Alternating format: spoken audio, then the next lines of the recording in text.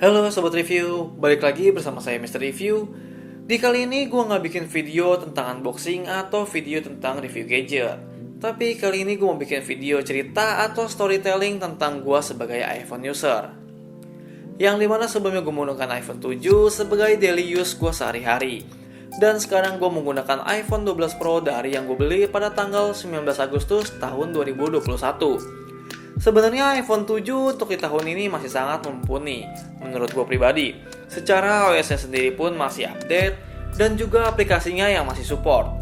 Tapi mau nggak mau gue harus gantiin si iPhone 7 gue ini. Yang dimana permasalahan iPhone 7 gue yaitu ada pada di logic board-nya dan membuat si iPhone 7 gue menjadi mati total. Gue udah coba bawa ke service center yang authorized dan yang non-authorized. Tapi untuk harga betulinnya sudah hampir sama seperti iPhone 7 pada tahun 2021. Ya karena biasanya kalau logic board bermasalah, kemungkinan besar sih pasti mati total. Ya nggak semua permasalahan logic board pasti mati total sih, ya cuman biasa rata-rata seperti itu. Jadi mau nggak mau gue harus cari penggantinya. Ditambah juga udah beberapa hari ini gue beraktivitas tanpa iPhone gue. Yang dimana iPhone gue ini sebagai handphone primary gue untuk aktivitas gue sehari-hari. Termasuk kerjaan-kerjaan gue. Ya tapi seperti biasa di balik kesenangan pasti ada dukanya, yang dimana data pada iPhone 7 gue belum sempat gue backup, termasuk data-data kerjaan gue dan lain-lain. Kenapa gue nggak backup ke iCloud? Ya karena dulu pada zaman itu ya pernah ada rumor bahwa iCloud ya begini dan begini. Ya jadi gue pikir ya udahlah gue nggak usah pakai dulu. Sebenarnya ada sih data gue yang gue backup ke iCloud gue. Cuman sebatas hanya kontak aja, SMS dan lain-lain yang minor-minor aja. Sebelum gue membeli iPhone 12 Pro ini banyak banget pertimbangan yang gue pikirin.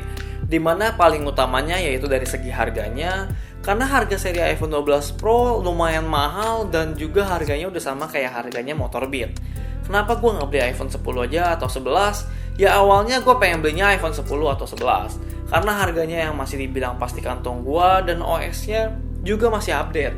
Tapi gue lihat iPhone 10 atau 11 di marketplace kebanyakan ex-Inter atau refurbished.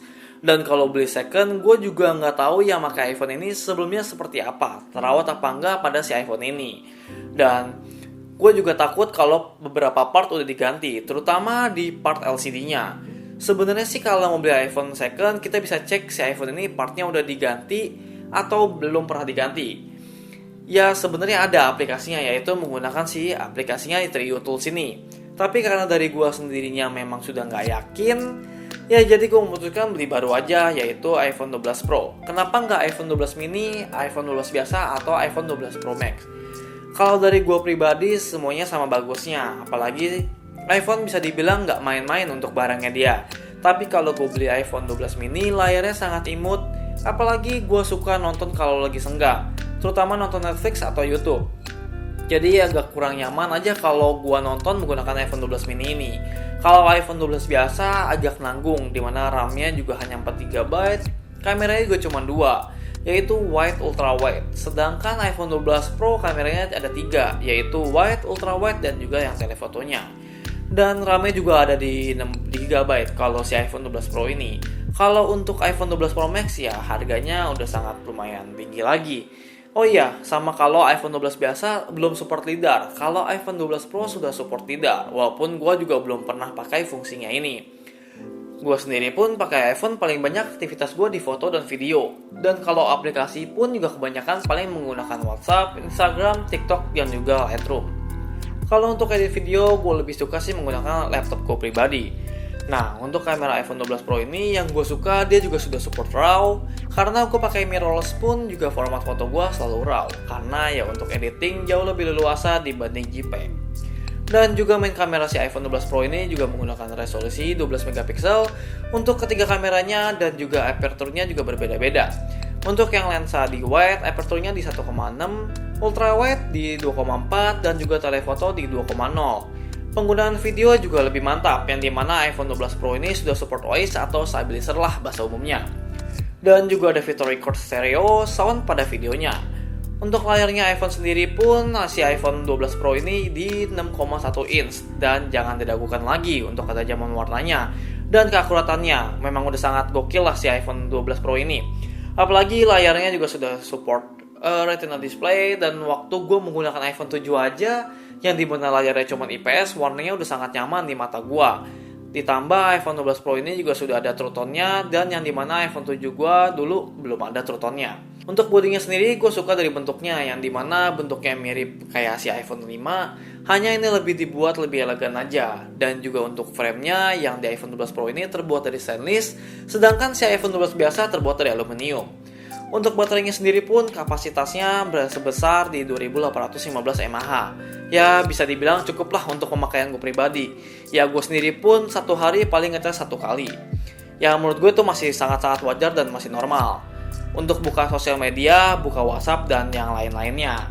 Tapi kalau untuk main game, terutama Mobile Legends, 1 match sekitar 15 menit dengan brightness kurang dari setengah dan juga suaranya kurang dari setengah.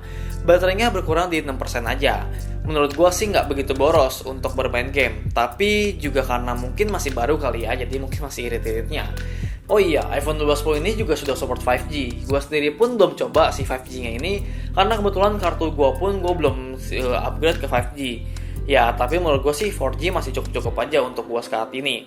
Tapi ada satu lagi nih yang gue sangat gak suka dari iPhone 12 Pro ini, yaitu kekurangannya ada di kepala chargernya. Ya, kepala chargernya nggak ada di paket pembelian atau di dalam kotaknya.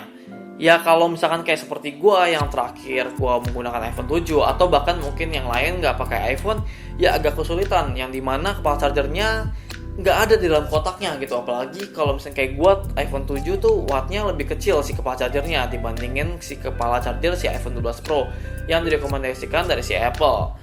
Ya apalagi yang belum pernah pakai iPhone, jadi mau nggak mau dia harus beli lagi gitu si kepala chargernya. Gue sendiri pun mau nggak mau gue harus beli lagi kepala chargernya, yang dimana gue beli di iBox seharga 450.000. Untuk kesimpulan selama Mr. Review menggunakan iPhone 12 Pro ini, dari kelebihannya dulu. Overall sih udah oke banget, dimana layarnya yang gue paling suka, warnanya nyata banget. Kameranya juga sudah support RAW dan lensanya juga ada 3. Videonya sudah support OIS dan baterainya juga masih oke lah, menurut gue masih wajar kalau 1 hari 1 kali ngecas di pemakaian sehari-hari gue. Untuk desain bodinya yang paling kelihatan elegannya juga itu oke banget. Untuk kekurangannya ya itu udah pasti, kepala chargernya yang nggak ada tersedia di dalam paket pembeliannya. Dan juga harganya yang sangat-sangat menguras dompet. Ya atau mungkin bukan harga si iPhone-nya yang kemahalan, tapi memang guanya aja yang nggak punya duit. Sekian cerita dari Mr. Review mengenai penggunaan iPhone 12 Pro ini, dan belum semua fitur-fitur pada iPhone 12 Pro ini Mr. Review gunakan, seperti LiDAR scanner dan juga 5G-nya. Jadi semua cerita ini murni dari pengalaman Mr. Review sendiri, dan tidak ada maksud untuk menjatuhkan brand atau semacamnya. Dan seperti biasa, Mr. Review dan tim meminta maaf apabila ada kesalahan penyebutan atau penggunaan kata dalam video ini, dan juga ada beberapa brand atau merek yang merasa Mr. Review rugikan. Saya Mr. Review dan tim mengucapkan terima kasih kepada Sobat Review yang sudah menyempatkan waktu untuk menonton video ini. Apabila suka dengan video ini, jangan lupa untuk like dan komentarnya pada video Mr. Review.